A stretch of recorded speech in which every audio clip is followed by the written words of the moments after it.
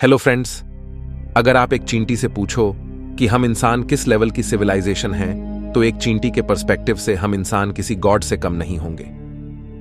लेकिन दोस्तों, क्या आपको पता है कि वैज्ञानिकों के अनुसार हमारे ब्रह्मांड में कुछ ऐसी सिविलाइजेशन भी मौजूद हो सकती है जिनके सामने हम चींटी जैसी हैसियत भी नहीं रखते हैं। 2009 में नासा के सिटीजन प्रोजेक्ट में वैज्ञानिकों ने केपलर स्पेस टेलीस्कोप के थ्रू कुछ ऐसा देखा जिसने साइंटिस्टों के होश उड़ा दिए। यह था द टैबी स्टार, जो आज तक रहस्य बना हुआ है। कुछ वैज्ञानिकों के अनुसार टैबी स्टार के चारों ओर एक ऐसी मेगा स्ट्रक्चर थी जो अपने सूरज की पूरी एनर्जी को खाए जा रही थी, और ऐसी मेगा स्ट्रक्चर तो हमसे काफी ज्यादा हाई एडवांस सिविलाइजेशन ही बना सकती है। तो सवाल है कि क्या हमसे एडवांस सिविलाइजेशन भी ब्रह्मांड में मौजूद है?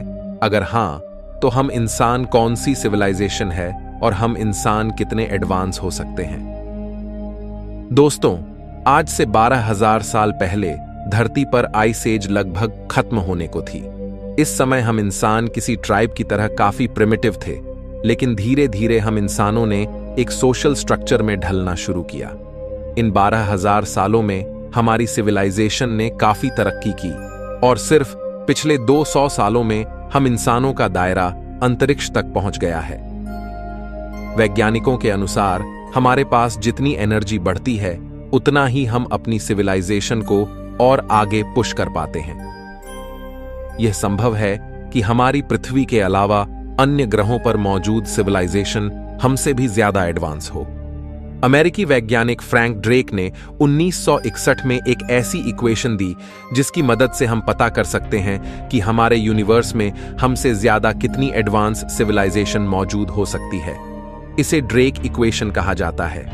इस इक्वेशन के अनुसार ऐसा पॉसिबल है कि यूनिवर्स में हमसे भी कई गुना एडवांस सिविलाइजेशन मौजूद हो।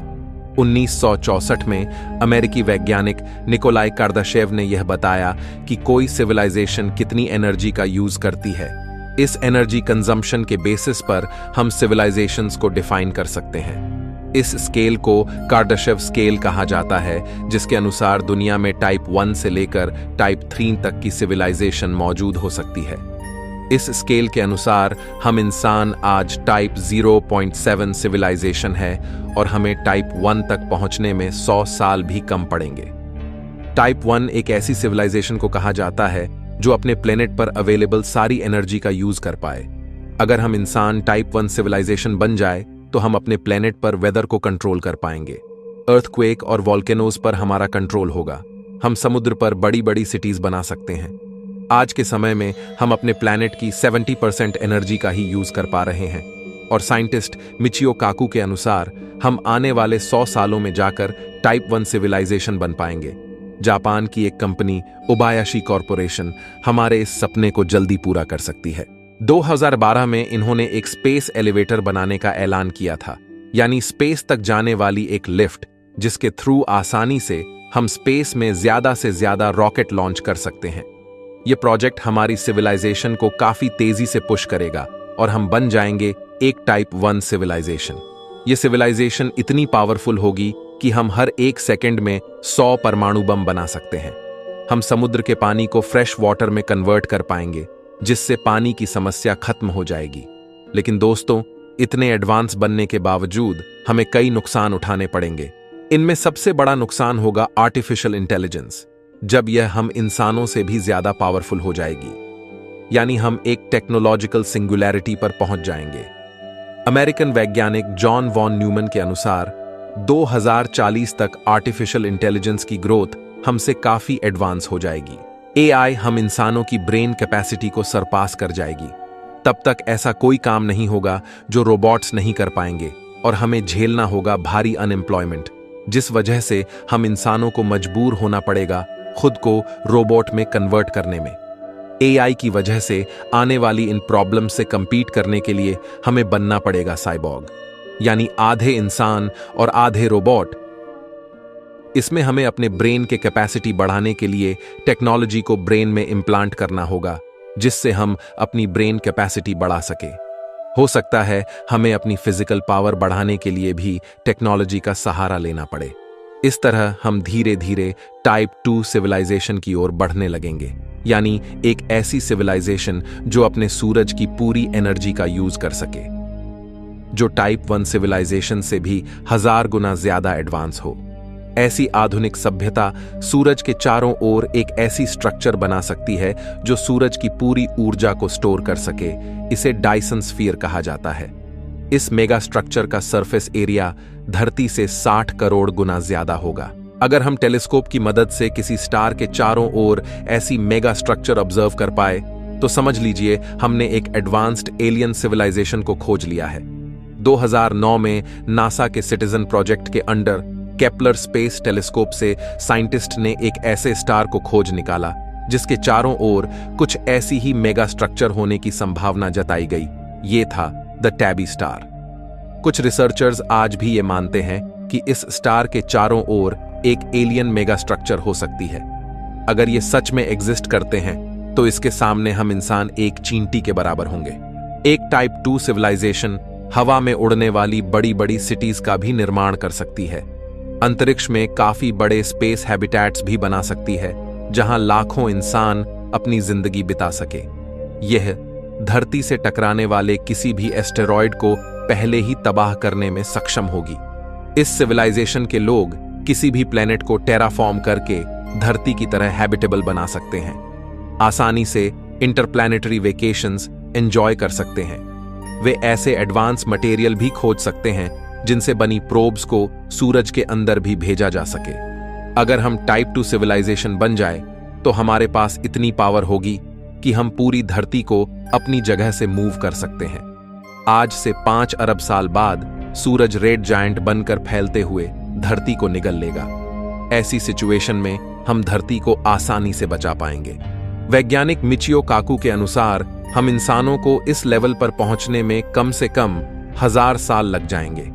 टाइप 2 सिविलाइजेशन बनने के बाद अब इंसान हर एक स्टार की एनर्जी को भी कंज्यूम करने लग जाएगा और ऐसा करते करते उसे 1 लाख साल लग जाएंगे अगले लेवल की नई एडवांस सिविलाइजेशन में तब्दील होने में, यानी कि टाइप 3। कुछ रिसर्चर्स के अनुसार हमारे यूनिवर्स में मौजूद कुछ एलियंस टाइप 3 सिविलाइजेशन के लेवल पर मौजूद हो सकते हैं, लेकिन वो हमें इस बारे में पता नहीं लगने देना चाहते। एलियंस की ऐसी सिविलाइजेशन इतनी ज्यादा पावरफुल होती है कि यह अपनी पूरी गैलेक्सी की ही एनर्जी को यूज कर सकती है। गैलेक्सी में मौजूद सभी तारों, न्यूट्रॉन स्टार्स और यहां तक कि ब्लैक होल्स की एनर्जी को भी कंज्यूम कर सकती है। एक टाइप 2 सिविलाइजेशन के तौर पर जब हम इंसान हमारी गैलेक्सी के सभी तारों की एनर्जी को कब्जा करेंगे तब हो सकता है कि हमारा सामना इस टाइप 3 सिविलाइजेशन से हो जाए। ये सिविलाइजेशन इतनी पावरफुल होगी कि ये खुद से नए स्टार्स भी बना सकती है जिनसे एनर्जी प्रोड्यूस की जा सके। इस सिविलाइजेशन के पास अनंत ऊर्जा होगी जिससे वो कुछ भी मुमकिन कर सकते हैं। इस समय तक हम इंसान शायद ही बचेंगे, क्योंकि अब तक हम इंसान साइबरनेटिक्स बीइंग में तब्दील हो जाएंगे, यानी लगभग रोबोट्स की तरह। इस सिविलाइजेशन के लिए एक गैलेक्सी से दूसरी गैलेक्सी तक ट्रेवल करना काफी आसान होगा। इनके लिए अपनी बढ़ती उम्र को पूरी तरह से रोकना काफी आसान होगा और हम इंसानों की बायोलॉजिकल स्पीसी को हमेशा जवान बनाए रखना बच्चों का खेल होगा। यह सिविलाइजेशन अपनी मन मर्जी से किसी इंसान या जानवर को किसी भी रूप में इवॉल्व कर पाएगी। इस समय तक यह भी पॉसिबल है कि हम कॉन्शियसनेस को पूरी तरह समझकर ऑलरेडी डेड ह्यूमंस को फिर से जिंदा कर सकें, पृथ्वी के इतिहास में हुई विचित्र स्पीसीज को फिर से जिंदा कर सकें, ब्लैक होल्स के अंदर क्या है इसे भी जान सके। मिचियो काकू के अनुसार हमें इस लेवल तक पहुंचने में 1 लाख से 10 लाख साल तक भी लग सकते हैं। लेकिन दोस्तों, अगर हम एक टाइप 3 सिविलाइजेशन बन जाएं, तब इस सिविलाइजेशन की भी कुछ लिमिटेशंस होंगी। ये टाइम और स्पेस से बंधी होगी और धीरे धीरे टाइम बीतने के साथ यह दूसरी गैलेक्सीज की एनर्जी को भी अपने कंट्रोल में करते करते अगले लाखों सालों में टाइप 4 सिविलाइजेशन बन जाएगी। यानी इस लेवल पर आकर एक सिविलाइजेशन का कंट्रोल पूरे यूनिवर्स की एनर्जी पर होगा। इस लेवल पर आकर हमारा कंट्रोल स्पेस और टाइम पर भी हो जाएगा। अब हमारी सिविलाइजेशन टाइम और स्पेस को भी मैनिपुलेट कर पाएगी, यानी अब हम मल्टीवर्स में कहीं भी किसी भी कोने पर पलक झपकते ही पहुंच पाएंगे, क्योंकि अब हमारे पास इतनी एनर्जी होगी कि हम एक वर्म होल को बना सके, इसके थ्रू सीधे बिना कोई टाइम लगे कहीं भी पहुंच सके। इस समय तक हम लाइट की स्पीड से तेज चलने वाले स्पेसशिप भी बना पाएंगे, जिस वजह से हम टाइम ट्रेवल भी कर पाएंगे, यानी हम पास्ट में भी जा सकते हैं। हम डायनासोर्स को लाइव अपनी आंखों से देख पाएंगे, पृथ्वी और यूनिवर्स का जन्म देख पाएंगे। इस समय तक मल्टीवर्स में हमारी पॉपुलेशन आज से खरबों गुना होगी, क्योंकि अब मरना कैंसिल हो जाएगा। शायद हम हमारे एंसेस्टर्स को भी फिर से जिंदा कर पाएंगे। अगर इस समय तक हम कई एलियन सभ्यताओं से मिलते हैं, तो अब यूनिवर्स में इंटेलिजेंट लाइफ की कई हजारों स्पीसीज एग्जिस्ट करेगी। हो सकता है कि अब तक बाकी सभी जानवरों में भी इंटेलिजेंस इवॉल्व हो जाए। यह सिविलाइजेशन यूनिवर्स की सबसे मिस्टीरियस एनर्जी यानी डार्क एनर्जी का भी यूज ले सकती है। इस समय तक हर एक इंडिविजुअल ह्यूमन बीइंग भी एक प्लैनेट जितनी एनर्जी इस्तेमाल करेगा। हमारे पास पूरे यूनिवर्स का मैप होगा, जिसे हम अपने माइंड में अपलोड कर पाएंगे और किसी भी लोकेशन को एक्सेस कर पाएंगे। दोस्तों, अब जाकर हम यह देख सकते हैं कि इस लेवल की एलियन सिविलाइजेशन अगर एग्जिस्ट करती है, तो वह इतनी पावरफुल है कि वो शायद हमें कंट्रोल कर रही हो और हमें पता भी ना हो। यही चीज सोचकर साइंटिस्ट डर चुके हैं कि कहीं हम इंसान और हमारी पृथ्वी या फिर हमारे पूरे यूनिवर्स की रियलिटी ही कहीं किसी कंप्यूटर सिमुलेशन का हिस्सा तो नहीं, क्योंकि ऐसी सिविलाइजेशन इतनी सक्षम होगी कि वो इतने बड़े यूनिवर्स और हमारी लाइफ को सिमुलेट कर पाए। आज हम इंसान क्वांटम कंप्यूटर की मदद से छोटे मोटे सिमुलेशन बनाने में सक्षम हैं। अगर हमारे पास इतनी एनर्जी हो तो हम भी हमारी तरह एक नई दुनिया को सिमुलेट कर सकते हैं। तो साइंटिस्ट को इसी बात का डर है कि कहीं हम भी तो इसी तरह के सिमुलेशन का पार्ट तो नहीं। अगर टाइप 4 सिविलाइजेशन ऐसा कर सकती है, तो क्या उससे ऊपर भी कोई ऐसी और हाई एडवांस सिविलाइजेशन है जो और भी ज्यादा एडवांस हो? तो दोस्तों, निकोलाई कर्दाशेव ने सिर्फ 3 ही सिविलाइजेशन को मैथमेटिकली प्रिडिक्ट किया था, लेकिन कई लोग इनसे भी एडवांस सिविलाइजेशन की कल्पना करते हैं, जो कि काफी हाइपोथेटिकल है। टाइप 4 से भी ऊपर टाइप 5 एक ऐसी सिविलाइजेशन हो सकती है जो अलग अलग मल्टीवर्सेस के एनर्जी को कंट्रोल कर सके और दूसरी डिमेंशंस पर भी जिनकी पकड़ हो, यानी यह सिविलाइजेशन किसी गॉड से कम नहीं होंगी। दोस्तों, इससे आगे की सिविलाइजेशंस को हम इमेजिन भी नहीं कर पाएंगे। इन सिविलाइजेशंस के बारे में हमें तभी पता लग पाएगा जब हम खुद एक टाइप 3 सिविलाइजेशन के लेवल तक नहीं पहुंच जाते। कई रिसर्चर्स इस बात को लेकर 50% संभावना जताते हैं कि हो सकता है कि हम एक कंप्यूटर के अंदर रह रहे हों, जिसे ऐसी ही किसी हाई एडवांस सिविलाइजेशन ने बनाया हो। ऐसे में आपको क्या लगता है, क्या हम इंसान किसी एलियन सिविलाइजेशन के द्वारा बनाए गई सिमुलेशन का हिस्सा है?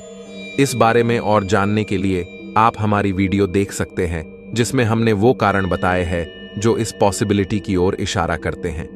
तो दोस्तों, क्या वास्तव में ये सिविलाइजेशन यूनिवर्स में हो सकती है? इसे लेकर आप क्या सोचते हैं, कमेंट में जरूर बताइए। हम मिलते हैं आपसे अगले वीडियो में, तब तक के लिए ब्रह्मांड में घूमते रहिए।